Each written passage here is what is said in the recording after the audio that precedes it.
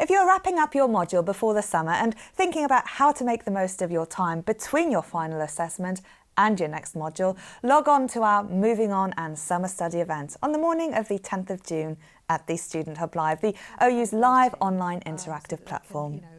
Anyone is welcome to log on at any point in the programme. At these events, you can watch the discussion in the studio, talk to others and share your own views. At this event, we'll cover preparing for Level 2 and 3, revisiting important material from your previous modules, and also developing your skill set using OpenLearn resources and lots more. If you have a question you'd like to ask in advance, just email us, and if you can't attend on the day, you can watch the catch-up afterwards. It's a great chance to meet other students and staff in a virtual space, and I hope you can join us then.